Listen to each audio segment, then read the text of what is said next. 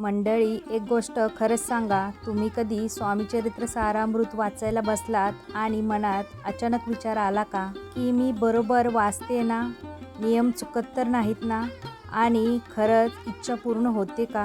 जर हा प्रश्न तुमच्या मनात आला असेल तर आजचा हा व्हिडिओ खास तुमच्यासाठीच आहे.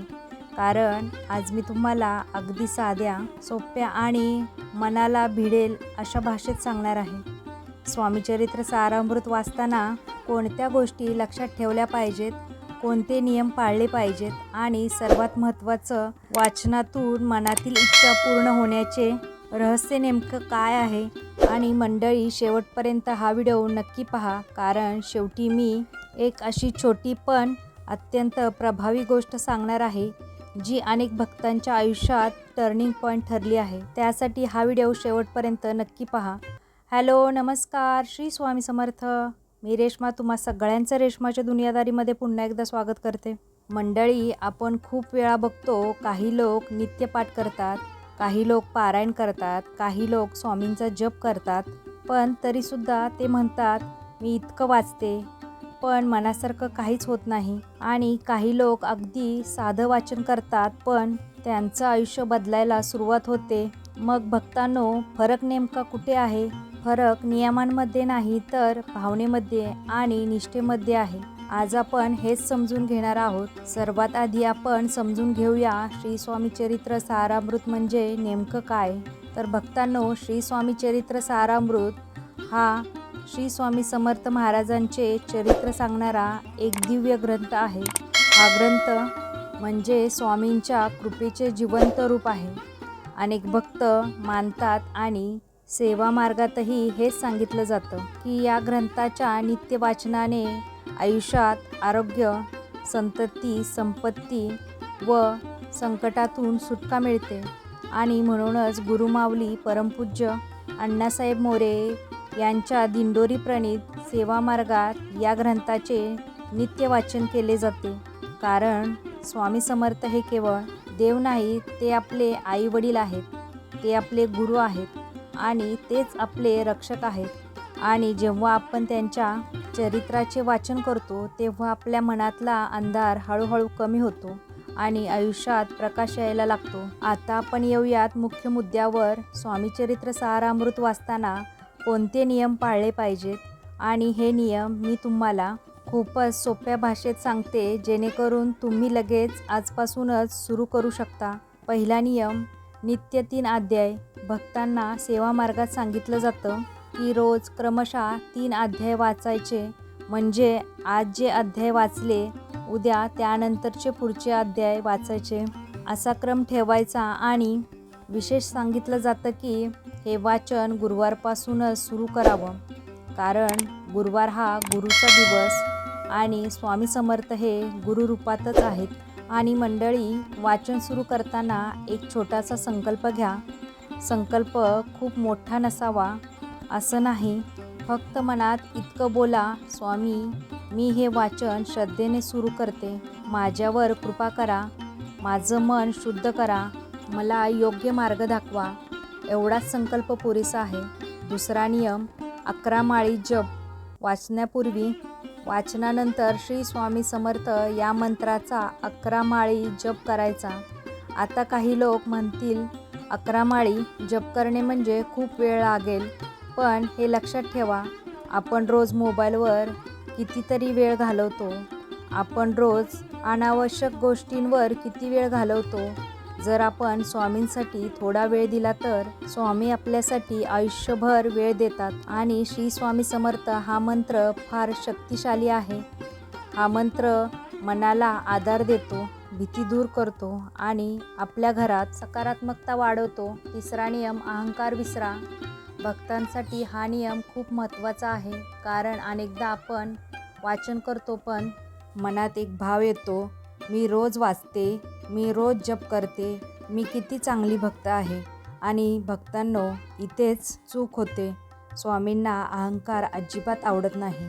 स्वामींना हवी असते ती नम्रता आणि पूर्ण समर्पण. म्हणून वाचताना मनात हे ठेवा, स्वामी, मी काहीच नाही, तुम्ही सर्व काही आहात. माझं आयुष्य तुमच्या चरणी आहे. आणि जेव्हा हा भाव येतो तेव्हा भक्तांची संकट स्वतःहून कमी व्हायला लागतात. चौथा नियम, शुद्धता पाळा. वाचन करताना शक्यतो स्नान करून स्वच्छ कपडे घालून स्वामींचा फोटो किंवा मूर्तीसमोर बसून वाचा. काही लोक म्हणतात आमच्याकडे वेळ नसतो, पण शुद्धता म्हणजे केवळ बाहेरची नाही, शुद्धता म्हणजे मनाची शुद्धता करणे गरजेचे आहे.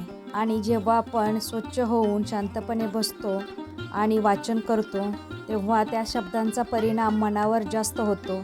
आणि विशेषतः रात्री झोपण्यापूर्वी वाचन केलं तर मन शांत होतं, झोप चांगली लागते आणि घरात कलह कमी होतो. भक्तांनो, आता आपण समजून घेऊया इच्छा पूर्ण होण्याचं रहस्य. कारण शीर्षकात आपण बोलतोय मनातील इच्छा पूर्ण होतील, पण इथे एक गोष्ट लक्षात ठेवा, स्वामी समर्थ आपल्या मनातील प्रत्येक इच्छा पूर्ण करतात. पण योग्य इच्छा म्हणजे जे तुमच्या भल्यासाठी आहे, जे तुमच्या आयुष्याला योग्य दिशा देणार आहे, ते स्वामी नक्की देतात. काही वेळा आपण हट्ट करतो आणि स्वामी आपल्याला देत नाहीत, कारण स्वामी आपल्याला दुखवण्यासाठी नाही तर वाचवण्यासाठी थांबवतात. आणि म्हणूनच भक्तांनो, वाचन करताना तुमची इच्छा स्वामींना अगदी आईला सांगतो तसं सांगा. मनात कुठलाही बनावटपणा नको. काही लोक म्हणतात स्वामी मला हे हवं आहे, पण आतून त्यांचा विश्वासच नसतो. आणि काही लोक म्हणतात स्वामी मला जे योग्य असेल ते द्या, पण माझं मन शांत करा. आणि स्वामी त्यांना खूप काही देतात. म्हणूनच भक्तांनो, वाचन करताना स्पष्ट बोला, माझ्या मनात ही इच्छा आहे, मी तुमच्या चरणी ठेवते, तुम्हाला जे योग्य वाटेल ते करा. हा भाव आला की इच्छा पूर्ण होण्याची प्रक्रिया सुरू होते. भक्तांनो, आता मी तुम्हाला एक महत्त्वाची गोष्ट सांगते. संकल्पयुक्त पारायण म्हणजे वाचन केवळ सवयीने नको, वाचन हे संकल्पनेने करा. संकल्प म्हणजे मन एकाग्र करून ठेवणे. उदाहरणार्थ, स्वामी माझ्या घरात सतत त्रास आहे, मी हे वाचन 11 दिवस नित्य करेन. किंवा स्वामी माझ्या मुलाचं शिक्षण अडकलं आहे, मी हे वाचन 21 दिवस श्रद्धेने करेन. पण भक्तांनी संकल्प घेतला की तो पूर्ण करा, मध्येच सोडू नका.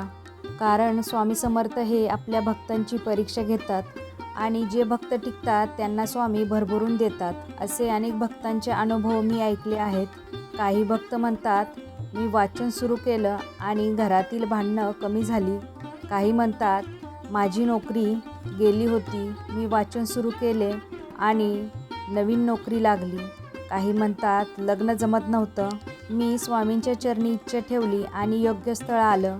आणि काही म्हणतात दारिद्र्याचा काळ होता, कर्ज वाढलं होतं, पण वाचन सुरू केलं आणि हळूहळू मार्ग निघत गेला. भक्तांनो, हा चमत्कार नाही, ही सर्व स्वामींची कृपा आहे.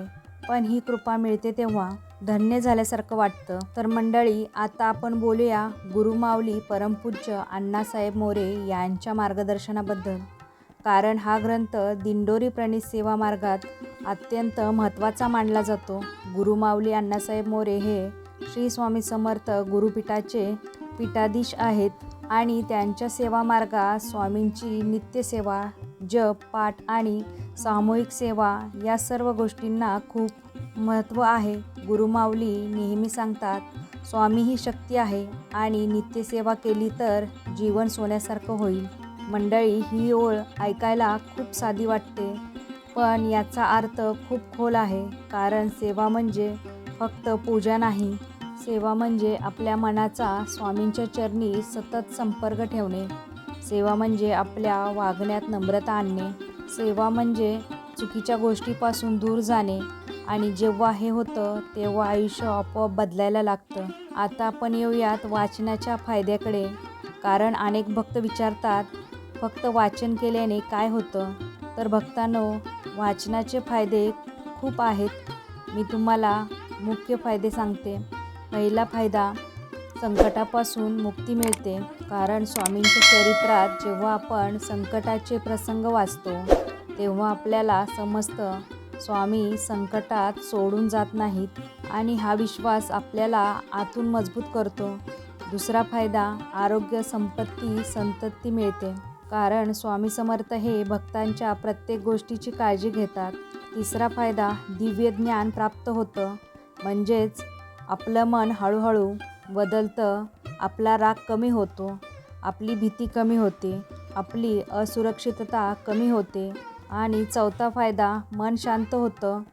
आजच्या काळात सर्वात मोठी गरज आहे ती म्हणजे मन शांत होणे आणि स्वामी चरित्र सारामृत वाचलं की मनात एक वेगळाच आधार तयार होतो. वेळ ठेवा. उदाहरणार्थ रात्री झोपण्यापूर्वी 15 ते 20 मिनिटं वेळ ठरला की मन तयार होतं. दुसरी टीप, वाचन करताना मोबाईल बाजूला ठेवा, कारण मध्येच नोटिफिकेशन आलं की मन तुटतं व आपलं लक्ष मोबाईलकडे जातं. तिसरी टीप, वाचन सुरू करताना छोटा दिवा लावा, धूप लावा आणि 1 मिनिटे डोळे बंद करून स्वामींचं नाव घ्या. यामुळे वातावरण पवित्र होतं. चौथी टीप, वाचन झाल्यावर 2 मिनिटे शांत बसा. लगेच उठून कामाला जाऊ नका, कारण त्या शब्दांचा परिणाम मनावर पडायला वेळ लागतो. आणि 5वी टीप, वाचनाच्या दरम्यान जर मन विचलित झालं तर घाबरू नका. मन भरकटतंच, पण पुन्हा स्वामींच्या नावाकडे या. मंडळी, आता मी तुम्हाला महत्त्वाची गोष्ट सांगते. वाचन करताना एक गोष्ट नेहमी करा, कृतज्ञता बाळगा. म्हणजे तुमचं आयुष्य कितीही कठीण असलं तरी स्वामींना दररोज एकदा तरी म्हणा, स्वामी, जे आहे ते आणि जे तुम्ही भरभरून देणार आहात त्यासाठी धन्यवाद. आणि तुम्हाला विश्वास बसणार नाही, पण जेव्हा कृतज्ञता येते तेव्हा स्वामींची कृपा वेगाने सुरू होते. कारण स्वामींना भक्तांचं रडणं ऐकायला त्रास होतो. स्वामींना भक्तांचा विश्वास खूप प्रिय आहे आणि कृतज्ञता म्हणजेच विश्वास.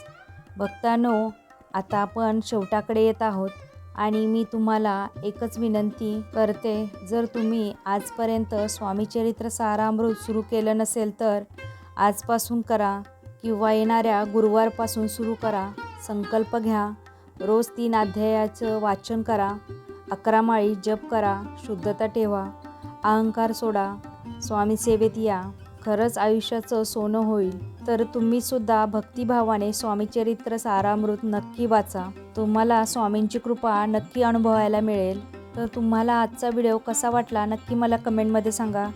जर व्हिडिओ आवडला तर व्हिडिओला जास्तीत जास्त लाईक, शेअर, सबस्क्राईब करा. पुन्हा भेटूया आपण उद्याच्या नवीन व्हिडिओसोबत. तोपर्यंत सगळ्यांना श्री स्वामी समर्थ. जय जय स्वामी समर्थ.